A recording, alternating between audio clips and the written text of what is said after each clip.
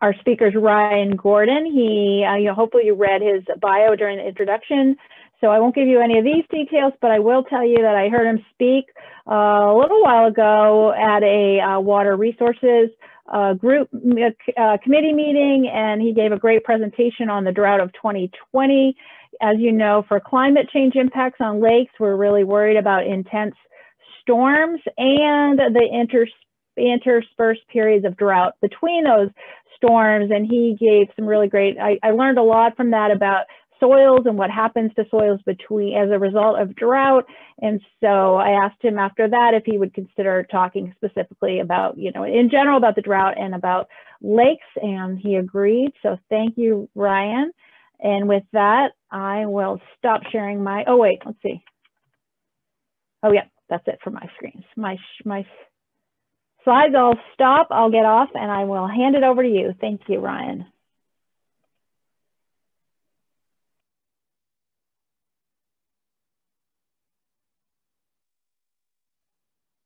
All right. So hopefully everybody can see my slides and can hear me as well. But thank you very much, Susan, for inviting me. This is a lot of fun, and I think I'm going to join in future webinars of yours too. So I'm sorry I haven't been able to see any up to now. So my name is Ryan Gordon. Sorry, Ryan, I'll interrupt you real quick. We can see both your slides and your preview. So if you, like they're both showing up. Let me try doing it again. I might have chose the wrong. I know, it's a pain. Yeah, it worked when we tried it a moment ago. Yes, there it is. That's good. Okay. Thanks. So now you're seeing a full slide. Great. We are. Thanks. Excellent. Okay, so my name's Ryan Gordon. I'm a hydrogeologist at the Maine Geological Survey, which is an agency of state government. Though we're not a regulatory agency, we do basic science and information about earth sciences. And we're in the Department of Agriculture, Conservation, and Forestry. So I'll be talking about lakes, streams, and the drought of 2020 specifically. My training is mainly in groundwater hydrology, but the research I've done is at the interface between surface waters and groundwaters, and the interactions between the two of them. It's something that I really love to talk about. And the drought is something that's been impacting the state of Maine a couple times over the last decade while I've been here. So the drought of 2020 was a fairly severe drought, and it was also a very sudden drought. Partially as a result, it got a lot of attention in the press. And I think a lot of people really noticed it. They could see it, as they traveled around the state and even out their own back doors. So one of the things that we saw a lot was really low streams. So surface waters were really highly affected in this one drought. So there were a lot of rocky streams, a lot of stories about how people can walk across the Aroostook River, that sort of thing. And lake levels too were highly impacted. So we got a lot of telephone calls and a lot of interest from folks who live near lakes and people who live near rivers and streams, just concerned about the ecology of their water bodies and what the outlook was. And of course, whenever there's a drought period, we also get a lot of interest from homeowners and irrigators who have their own wells and are relying on natural water systems to supply their own needs for water. So agriculture was impacted last year, as well as some homeowner water supplies and public water utilities. They were stressed, but they didn't have any severe problems. But it was a pretty widespread drought, and I'll get into the details as we go along. But first, I just wanted to talk about the outline of what I'll talk about. First, lakes in the hydrologic cycle. So I just wanted to introduce the hydrologic cycle so we have some common things to talk about, and specifically groundwater levels and lake levels. So I wanted to talk about groundwater because that's something that I study, and it's one of the more mysterious parts of the water cycle. And then I'll talk about the drought of 2020 and finally snow conditions as we're looking at them right now, and just the outlook for 2021. Is the drought over or not?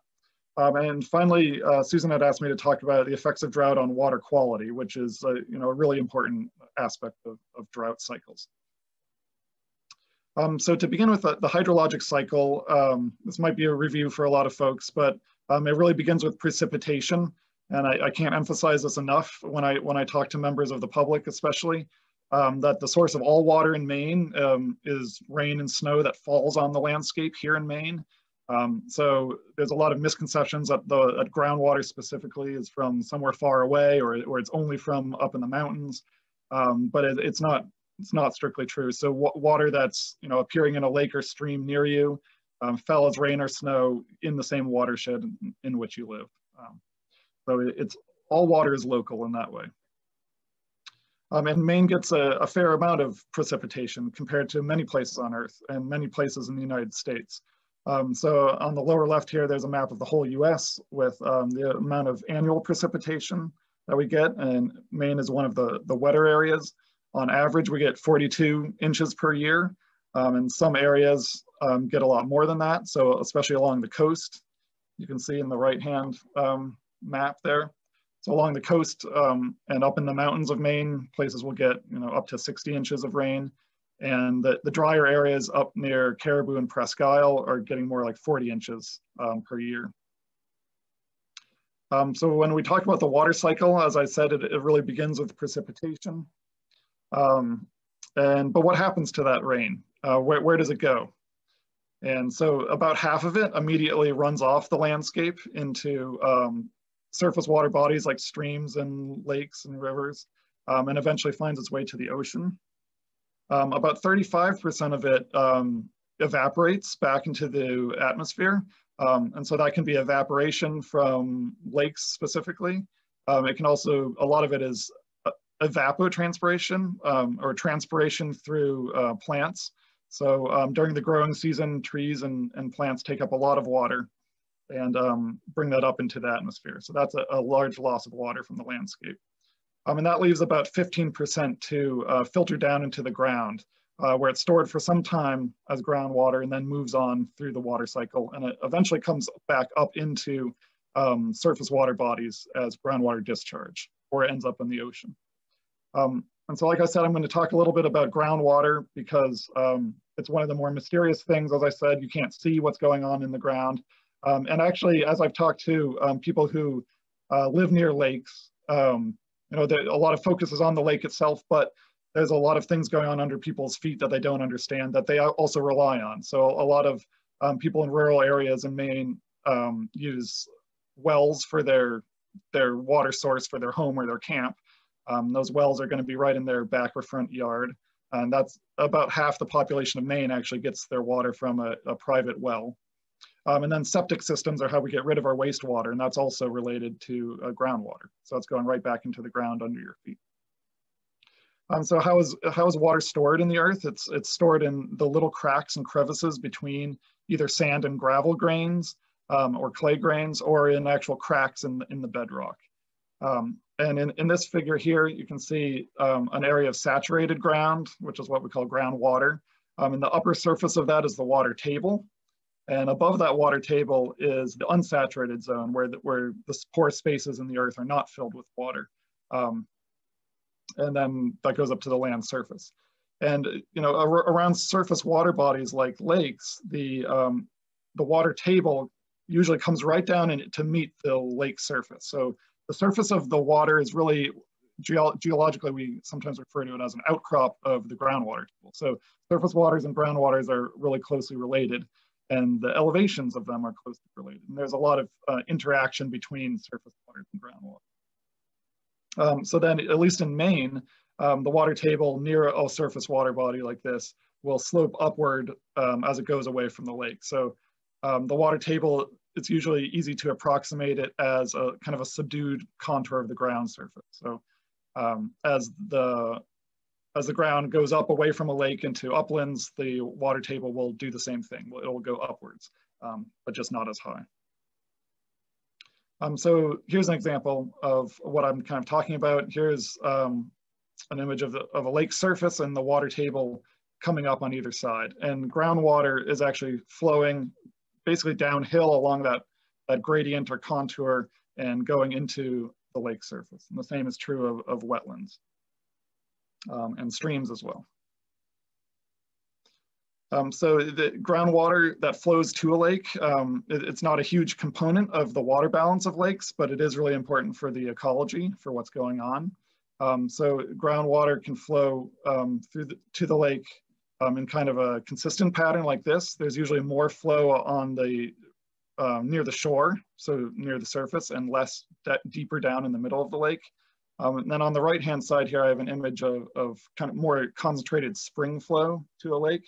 And these can also, you can sometimes notice these on your own right along the lake shore, or if you're wading in the water, you might feel, an area of cold water in the sand. And so this is actually pretty common where you have silty soil in most places, but one smaller area of coarser sand that has more pore space, and water will flow more easily through that sand. But in either case, water is usually moving from higher up in the land surface downwards, and then up in discharging into the lake. And here's a diagram of kind of nested flow cells, so what's happening on a larger landscape scale. So you might have multiple lakes in a catchment, and water can actually move out of some of the higher ones, move through ones that are partway down a slope, and move more into lower elevation lakes. And then underneath the whole thing is a regional pattern of groundwater flow. So some people will want to know how long this water takes to move around, because we're kind of not used to the time scales of groundwater. So shallow groundwater cycles can just take sometimes days or years, but longer groundwater flow cells can be centuries or millennia long. So groundwater is a much slower time scale as well, compared to a lake, which turns over on an annual scale, but might have a residence time of just days for smaller ponds. Okay, so this is my last slide for groundwater, but I just wanted to point out some of the things that can change groundwater levels and water tables near lakes. So the first kind of more obvious one is wet seasons versus dry seasons. And when we're talking about droughts, we're talking about a more accentuated dry season. So the time period in Maine of when groundwaters and surface waters are highest is usually during the spring snowmelt. So in this figure, you can see a picture of the land surface, and then a picture of the wet season water table, which is, as I said before, kind of a subdued version of the land topography. And then in dry seasons or in droughts, so in the fall of most years, and in dry summers, dry periods, both the groundwater table will be lower everywhere, as well as the levels in lakes and ponds and streams. And again, those levels are going to match up right on the shore. There's also a well in this example. So, people who have their own private wells have to be, aware that in drier periods, the levels in wells will drop as well. So these two diagrams are a little more complicated, so I'll go through them more quickly, skim over them. But the one on the left shows how levels in a lake or a stream can impact the groundwater table. And this is important in Maine, actually, because a lot of lakes are, as I'm sure you're aware, are controlled by dams. So there are other water users that are adjusting lake levels, not just because of drought conditions, but for things like hydropower uses, or to supply downstream stream flow for fish or other aquatic organisms. And so if water levels in surface water bodies like lakes or ponds rises, the groundwater table adjacent to that will rise as well.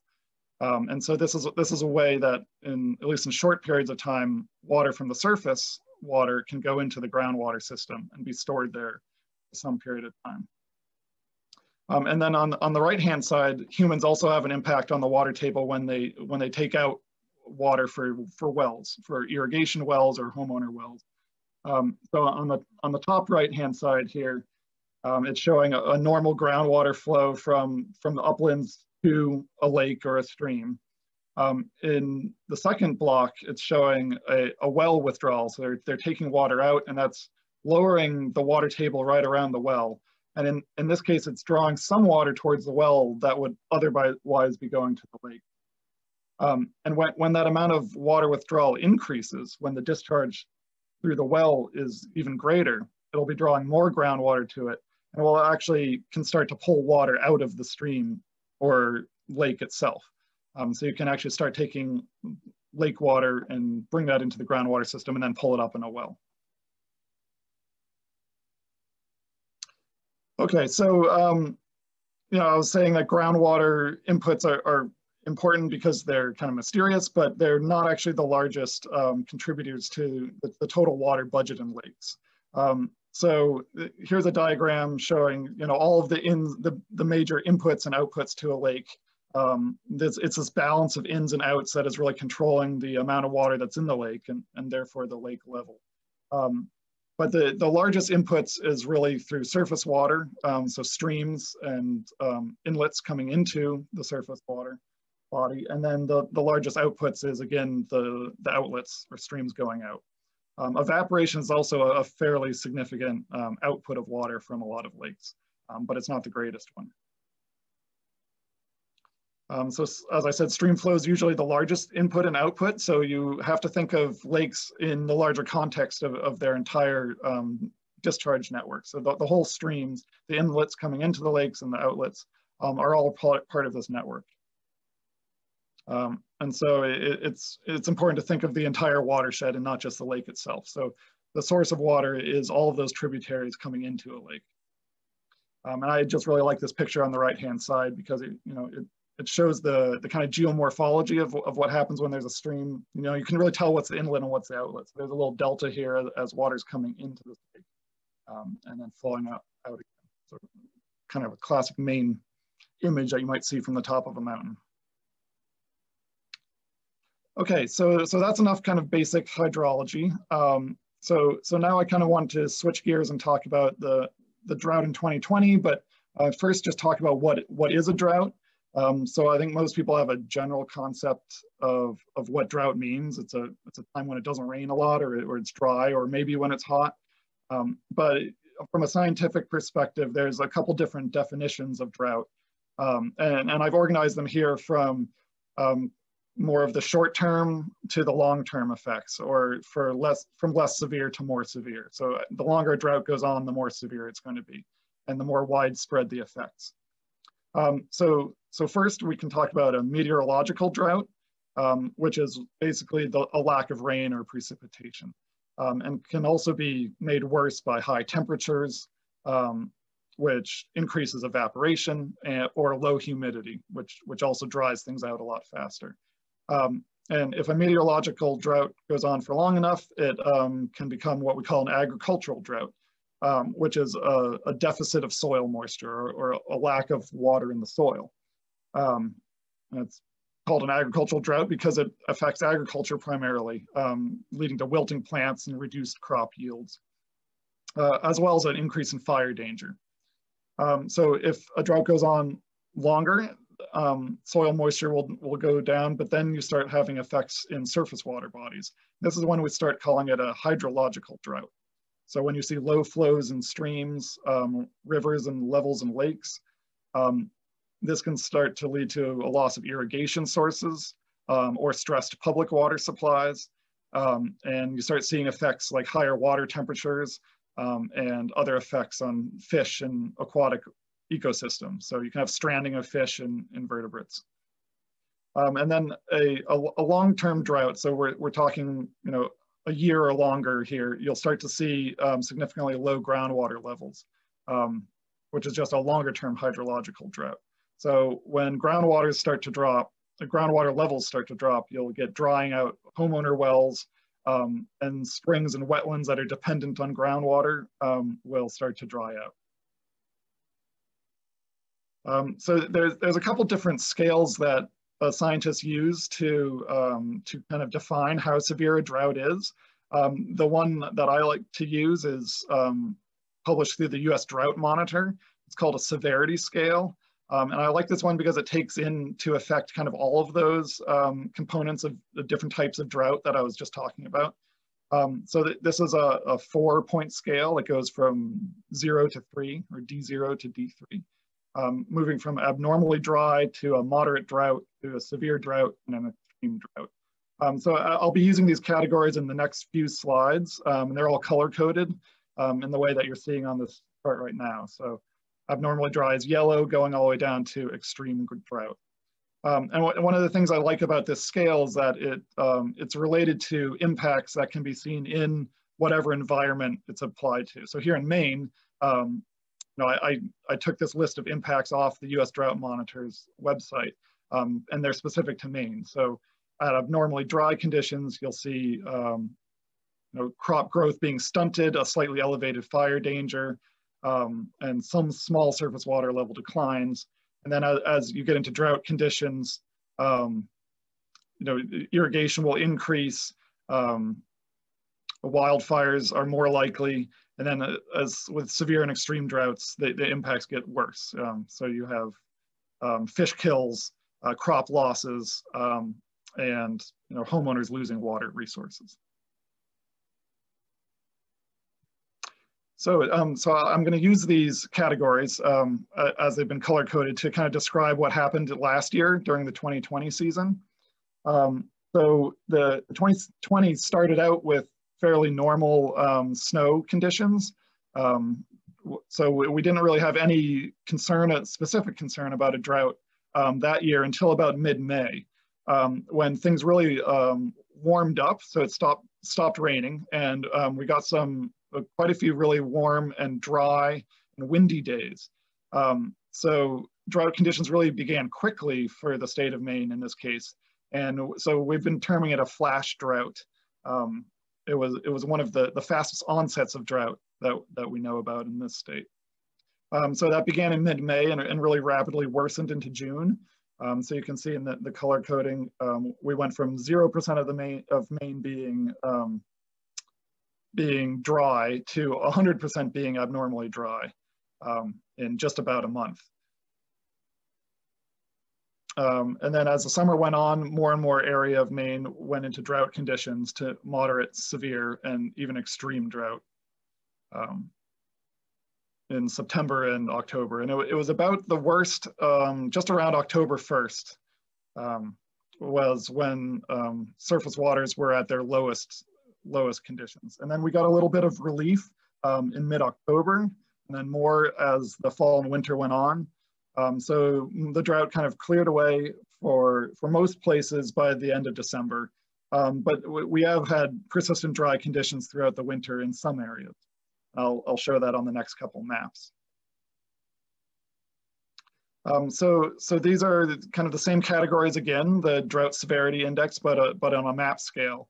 So this is a shot in time on June 23rd of last year, when the drought was just starting to get going. So at this point, about half of the state is in drought conditions of some sort. Well, I guess it was all moderate drought at that point, but 100% of the state was in dry or drought conditions. And then by the end of the summer, on September 29th, was pretty much when the drought was at its worst point. So at this point, 100% of the state was in drought conditions of some sort, and 84% was in severe or extreme drought. And the hardest hit areas were up around Presque Isle and Caribou, which is, as you probably know, the potato growing region. So it's a big agricultural producing area for broccoli and potatoes. And then also in the southern tip of Maine as well, where there's a high population density. So those were the two hardest hit areas of Maine. And then here's a map from the beginning of December. As the drought started to recede, northern Maine got a fair bit of rain in October, and things were improving around the state, but they were driest on the coast and in southern Maine, and they still are now. So I talked about the primary driver being a lack of rain, and so this plot here really shows, well, what it's showing is accumulated precipitation at the Caribou weather station as the year went on, starting on May 1st.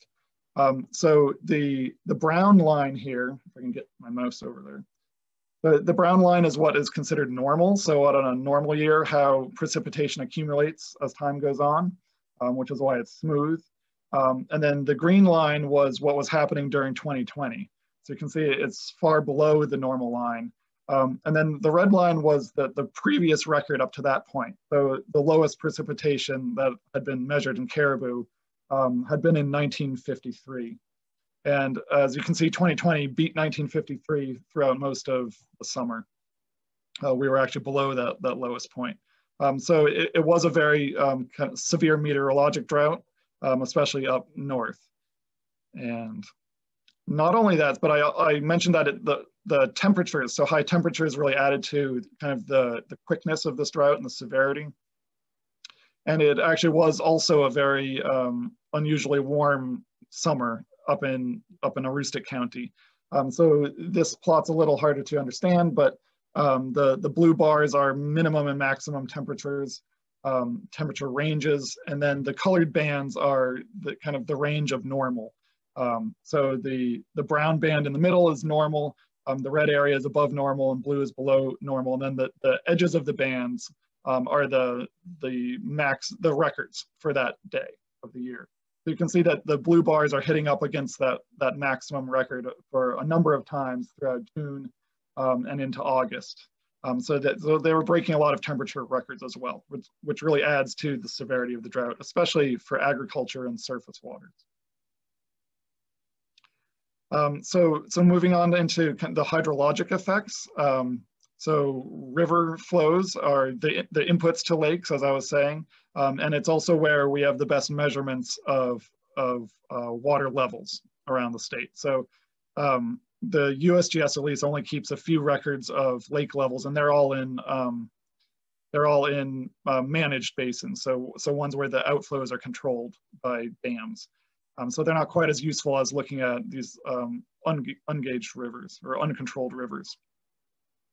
So on the left-hand side, we're looking at a plot of river flow in the Androscoggin River for 2020. And the thick black line is the actual discharge that was happening down the river at that point in time. And the colored bands are again giving you a sense of what normal looks like. So for that time of year. So the green band is normal, and the blue colors are above normal, and the reddish brown colors are below normal. And then the edges of the colored bands are the record. So you can see that in April and May, when water levels in Maine are generally the highest, the river was up right around normal. As the summer went on into June, it dropped pretty quickly and severely until we got to the point where we were breaking records at the end of June. So it had gotten lower than the entire period of record. And it says up here that the period of record for the Androscoggin here is 90 years. So it's a substantial time period. And there were some thunderstorms and some quick rain showers that happened at the end of June, and that bumped the river right back up above the normal stage. But the rest of the summer was also dry and hot. And so the river fell back down again towards the end of September. So I actually looked at the end of September, and all of the main stem rivers in Maine were at record lows. And some of those stations have records going back over 100 years. So at least for surface waters, for the large rivers in Maine, it was a record-breaking drought. On the right-hand side, just for comparison, is the Aroostook River up north, which follows a similar pattern. It was highest in April and May, really dropped through the whole summer. They didn't get as many summer rain showers up there, but by September it was breaking record lows. And then in October, Aroostook County got some substantial rain, which really broke the drought up in that region. So in the fall, they were back up to normal again. So here are some similar records for groundwater monitoring wells. I'll go through them a little faster, but it's the same idea. This is the elevation of water in groundwater wells. The little red diamonds there are the actual levels, and then the colored bands are ranges of normal. So green is normal, and the blues are above normal, and the reds are below. So you can see that groundwater follows a similar pattern seasonally to surface water. It was highest in the spring, in April and May, and then dropped throughout the year. Here in Augusta, it responded to those summer rains in June, coming up back into normal, and then fell back down through October, where it was not breaking records, but levels were within that lowest 10% of the historical record. And the well on the right is at Hadley Lakes out on Route 9 down east. And it follows a similar pattern to surface waters in that part of the state, where it descended from spring all the way down through October. Okay, so we know the drought of 2020 was severe and it was sudden, but how does that compare to other droughts that we've had in the state of Maine? So other dry periods that we've had recently were 2016. 2017 was also a little dry, but 2016 we had actual drought conditions.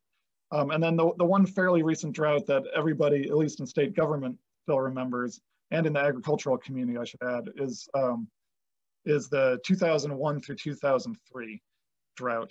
So I have plotted here similar percent areas of Maine that were covered by the drought severity categories, but for a longer time scale, going back to 2000. You can see that the 2001 to 2003 drought, it was longer than many. It was actually longer than this. In some ways, it started in 1999, so that was a dry year as well. And so kind of going into this period, groundwater levels were already, and surface water levels were already slightly lower. So that was a longer term drought. 2016 was short, similar to the 2020 drought. And it was severe in some places, but it wasn't as widespread across the state. So we never reached 100% of the state of Maine being in drought condition like we did last year. So 2020 was widespread, short, and severe, and other droughts have other kind of properties. So some of our most severe droughts in the historic record that I could find were 1947 to 50 and 1995. Those were also some of our more severe droughts. Our longest drought period was 7 years though, which took place in 1963 to 69. So whenever we have a drought, I think, well, I really hope we're not entering a period like that. So I just have a couple of similar maps to show what things looked like in those previous droughts. So this is 2016 at pretty much its worst time period in mid-October. Southern Maine was really hit badly by this drought. So it was quite severe there, but like I said, it didn't stretch across the whole state. So we had dry conditions up north, but it didn't make it into the drought category. And then here is the worst point in the 2002 drought, which was quite widespread and bad. So we have extreme drought over 60% of the state, and severe drought in the rest of the state. So that drought period, 2002 to 2003, was a time when a lot of learning took place in the state.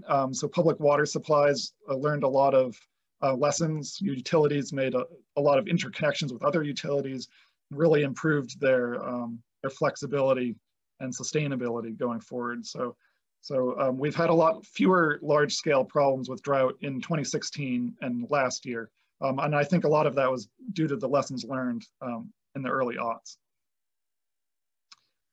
Okay, so how do things stand right now in time? So, we had a drought last year, and we haven't had a huge amount of snow this year. So what are things looking like as we go into this next growing season, which is starting quickly, I think. So one of the things we do here at the Maine Geological Survey is we're partners in the cooperative snow survey, where we go around and measure snow throughout the state. We do this at the beginning of January, at the beginning of February, and then starting weekly in March. So we've been doing it every week since the beginning of March. So I'm going to show here one of the snow maps that we made from our last survey, which was at the end of March. And what we're showing here is it's not the depth of the snow, but it's the equivalent amount of water in the snowpack. So what we're talking about is if you melted the snow down, what would be the depth of water, which is really what's important to the water cycle, how much water is in that snow. So what we're showing here is that there's no snow, very little snow within about 50 miles of the coast. So that line of no snow has been moving inland over the last month. And then even inland, there's not a huge amount of water in the snow up there. So in the tops of the headwaters, in the center of the state, we have 2 to 3 inches in the snowpack, which is a small amount for this time of year. And it's been melting pretty rapidly over the last few weeks. So in this slide on the right-hand side, we are showing that same map. On the left-hand side is what things looked like a year ago at the same time. So water or snow content was a lot higher, especially up in northern Maine. So at least when we compare it to the situation last year, there's a lot less snow. Okay, I think I'm going to skip the next 2 slides for simplicity and go right on to kind of what the drought situation is right now in the state. So we don't have any drought conditions, but things are still abnormally dry, as you can see the map on the left, along the coast and in the far northwest. And accumulated precipitation, as you can see on the right, has been lower than normal for this year. The green line there is the 2021 accumulation, which is not nearly as bad as the worst case scenario for Portland in 1872, but it is below normal. So I wish I had a crystal ball to say what was going to happen with the meteorological situation going forward, but you know, we can just hope that we don't run into a similar situation that we did last year. Okay, so I just have a few minutes left before I open it up for questions, but I did want to talk about the impacts on water quality, kind of with a focus on lakes. So a lot of what you folks probably deal with lake water quality is non-point source pollution, which gets washed out of the watershed and ends up in the lakes and in rivers and streams. And most of that pollution is getting there through runoff over the ground surface, right? And also some through groundwater discharge. And so, you know, some people assume that, well, drought must be good for that, right? Because if you have no rain, there's no runoff and no pollution, right? That's not exactly true, unfortunately, because as soon as you get the first flush of runoff from any rain event, either during or after a drought, that first flush will carry a larger than normal load of pollutants. And that's because fertilizers and pesticides accumulate on and in the soil. And also septic effluent from septic systems really accumulates in shallow groundwater and then gets pushed out in a pulse as soon as you get a significant rain and a recharge event that's putting water back into the groundwater. Some of the other causes of this is that sparse, you know, upland vegetation and poor crops, at least on farm fields, are more susceptible to erosion. And you also get more runoff. So the runoff is a higher percentage of the amount of water that fell, and the runoff is faster. And that's just because the soil is more bare and maybe more compact. In addition, the buffer vegetation that some farmers put in as part of best management practices could have been damaged or killed and is less effective. And also farmers just have less incentive to use best management practices when their crops are not doing well and when they're not looking at a good yield and good income. And there's also effects down in riparian areas close to streams and lakes. Those areas that are drier have less ability to filter and treat pollutants as the pollutants move through those riparian areas. So some other impacts to lake water quality, just as you get smaller volumes of water in the lake, you get higher concentrations of dissolved solids. So that's like salinity as well as nutrients. Those kind of pollutants are just going to be more concentrated. And if you have any point sources of pollution, like a sewer treatment plant or something like that in your watershed, you'll also have a higher concentration of that, because usually, you know, the discharges from those point sources are not going down, but the amount of water available to dilute it is going down. So also, if you have shallower water in lakes especially, and clearer water, that can lead to more sun penetration and also increased water temperatures. So when we think about aquatic ecosystems and organisms, fish and invertebrates, that increased water temperature and decrease in dissolved oxygen is what's really going to stress them out during droughts, to the point where you get, you know, fish kills that are quite severe. And that's something that the Department of Environmental Protection is keeping an eye on. So algal blooms are more likely when you have higher temperatures, and then you get decreased dissolved oxygen. So kind of on that cheery note, I'll end and just say that in general, we have seen a number of droughts recently in Maine. We're not yet sure if they're increasing in either severity or in their frequency. But in general in Maine, you know, when we look ahead at the effects of climate change, we are thinking that that precipitation as a whole will actually be increasing in Maine, especially along the coast. So overall, we're going to get more precipitation, more rainfall, perhaps more severe storms, which is a concern. And also along that larger pattern, we might get more severe droughts. So it's a question that's up in the air. Just because you're getting more precipitation overall doesn't mean that you won't have these periods of short but severe drought. So we're keeping an eye on that as it goes forward and trying to collect the best data that we can to see if there's a pattern there. So with that, are there any questions? Thanks, Ryan. That was, you know, I learned even more this time, especially the groundwater. I think that's fascinating that there's so much of it and it's right underneath us. And, you know, especially the impacts for us, for lake folks on, you know, it really elevates.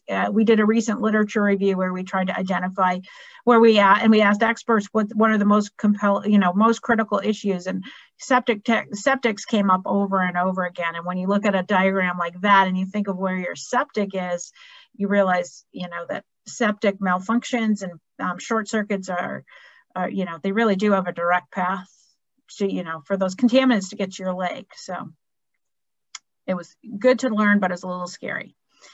A couple of questions that have come in.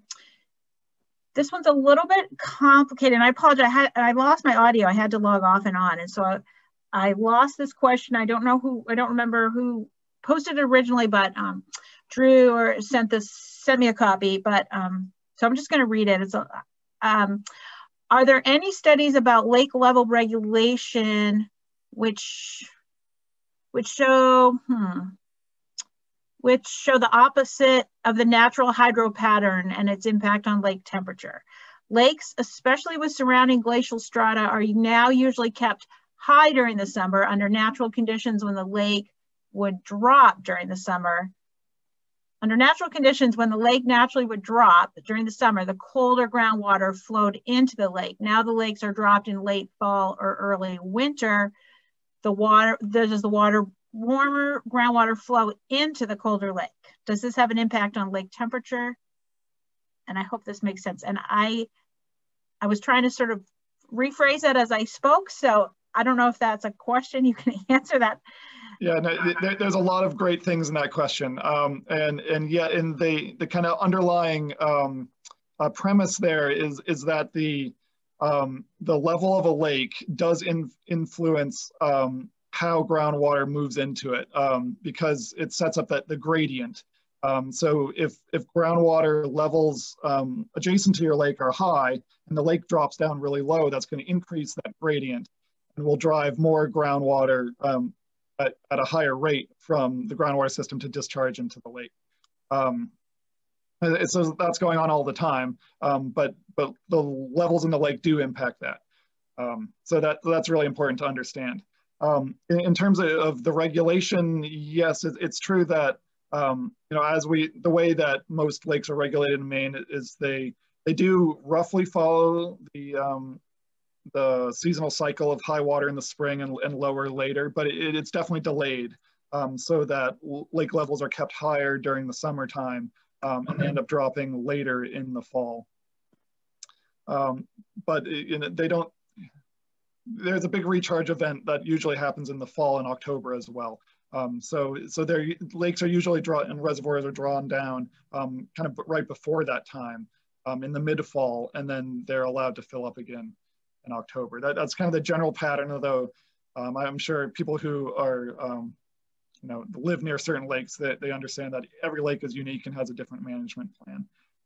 In terms of the groundwater temperatures coming into a lake, there's been a lot of interest in the temperature of groundwater, and that's something I studied during graduate school, and so it's very interesting and important to me.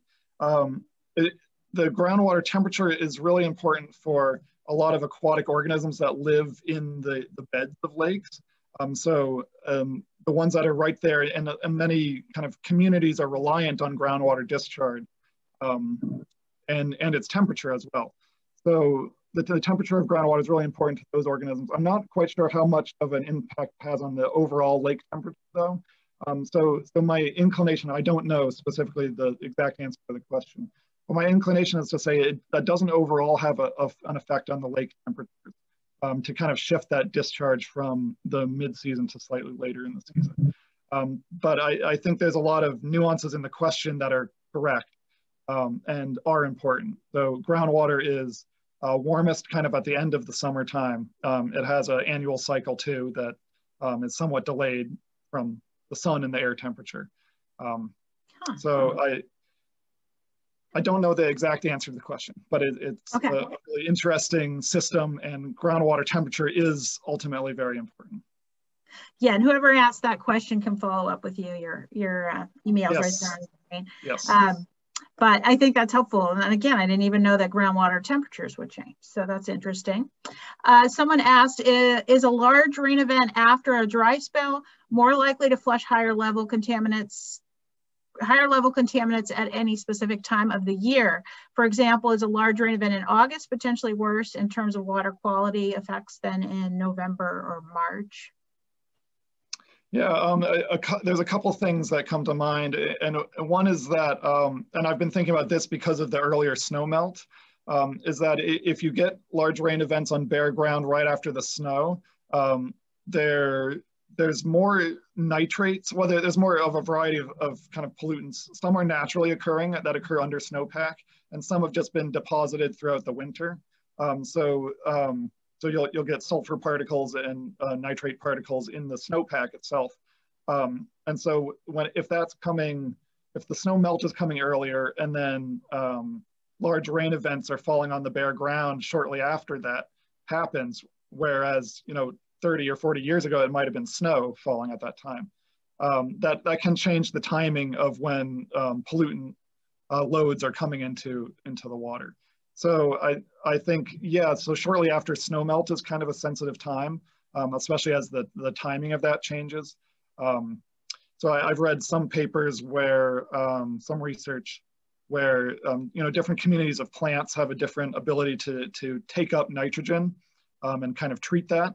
And if they're not, if nitrogen is coming at a different time of year, then those plants are usually emergent, you might not have as much of a filtering or uptake effect.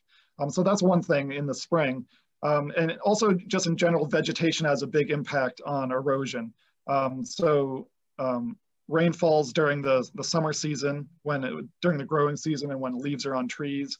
A lot of the water is being intercepted, and it's being taken up by the plant roots. And they have a greater buffering, and they physically get in the way of moving water over the ground surface. So for all of those reasons, summer is, I would say, a good time. If you could choose a time to have heavy rain events, summer is the time, and that is fortunately usually when we have our heaviest rain events, during those convective storms in the summer. Yeah. Okay. Did the 2020 drought lead to a higher incident of fires for Maine? We didn't see, interestingly, we didn't see a higher incidence of substantial fires. I would have to ask the state fire marshal. They come to our spring meetings and to all of our drought meetings and give us updates. And I can't actually off the top of my head remember what they said at the end of the year. But there were more small fires, I remember. But fortunately, we got away without any large fire events. So it's something that, the fire danger is something we're always looking at and trying to predict ahead of time. But I don't know specifically, what any statistics for the last fire season was. Yeah. But I should point out that fire has a big impact on water quality as well. So if you have a burned area, that's going to produce very different things in the runoff, and a lot more runoff than non-burned areas. Right. In terms of water levels right now, we're definitely starting to get calls from people really concerned about low water, that we're starting the year with low water levels. Do you have any, anything, and I apologize if I missed that while I was off, I had to leave the call, but any insight into, or does Geological Survey track water levels at all? And do you have any insight into, is this going to be a year where if we start off low and the snowpack's low, like your slide showed, are we going to just have low water levels throughout the state? Yeah, it's the U.S. Geological Survey manages all of the gauges, the stream gauges around the state. So it's their data that we look at. We have some groundwater wells, so that's where the snowpack in the groundwater wells is where we add our data. But yeah, I personally look at the USGS's stream gauge information all the time. And right now, at least, larger rivers are normal for this time of year, but there's a large variability in this time of year, so that normal range is pretty broad. So just saying it's normal, it's on the lower side of normal, or it's not on the upper side of normal, I'll say. But this is the time of year when we usually have large flow events and we fill up storage basins, and it's not happening to a huge degree. It's also happening earlier than usual. So the ice out in rivers has been really early this year, and the peak flows is significantly earlier.